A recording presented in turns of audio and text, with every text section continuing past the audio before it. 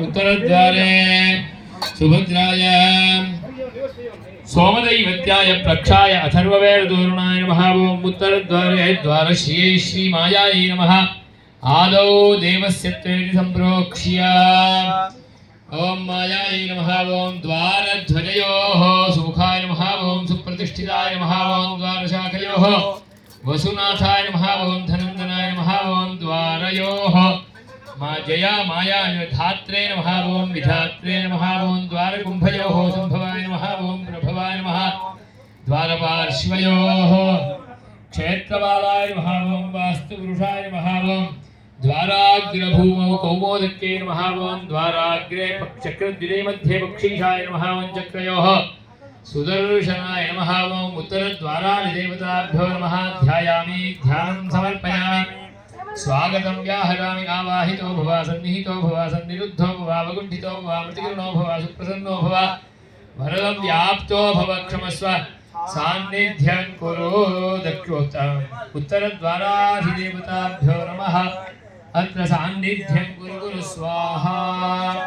द्वारेऽस्मिन् सन्निधिं कुरु। इदमर्घ्यम् इदं पाद्यम् इदमाचमनीयम् इदमौपचारिकस्नानम्।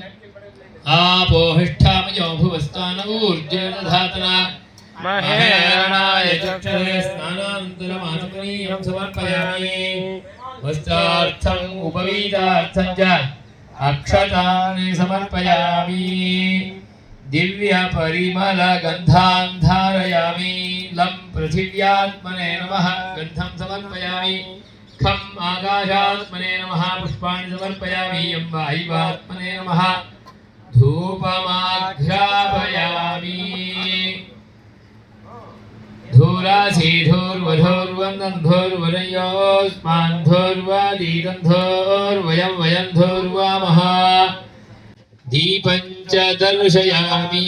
उद्दीप्यस्तजातवेदो मघ्नन्निर्वृतिं ममापशूकश्च मह्यमावह जीवनं जलयो धूपदीपानन्तरमाचमनीयं समर्पयामि। समर्पितम् कदलीफलं निवेदयामि। सकर्पूरं ताम्बूलं निवेदयामि। प्राणापानं व्यानं समानामे शुद्धन्तां ज्योतिरहं विरजाहि पाप्मा भूयासक्ति स्वाहा।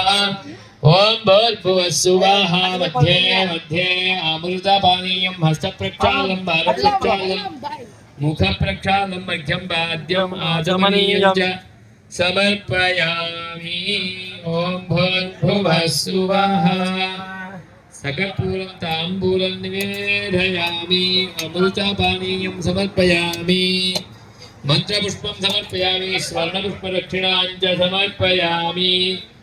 कृतेन अनेन अथ अथर्ववेदपठनं भवन्तः कुर्वन्तु। अरुळप्पाड अथर्ववेदम्। श्रीगुरुभ्यो नमः। हरिः ओम्। नासन्नसन् स्वयं सन्नसदीभ्यो असत्तराः श्रेहोररासतरालवणाद्विक्लेदीयसीः। अपाचितः प्रभाततः सुपर्णो वसतिरिव। सूर्यः कृणोतु भेषजम् चन्द्रमा वोपोच्छतु।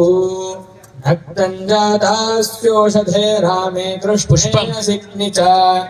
इदं रजनीरजया किलासं बलितं च यत् किलासं च बलितं च निरितो नाशया पृषत्। आत्वां स्वोष्णुतां वर्णः पराश्वेता निपातय। असितं ते प्रलयनामास्थानामसितं तव। असिज्ञस्योषधे निरितो नाशया पृषत्। अस्थिजस्य किलासस्य तनूजस्य च यत्त्वचि। दूष्याकृतस्य ब्रह्मणा लक्ष्मश्वेतामनीनशम्। ओम स्वस्ति। मंत्रपुष्पं समर्पयामि। कृतेन अनेन ध्यानावाहनादिशौर्यशोपचार पूजा आराधनादिना अवाहितावः। दक्षिणोत्तरद्वारादिदेवता सुप्रीता सुप्रसन्ना वरदा भवन्तु। स्वस्ति।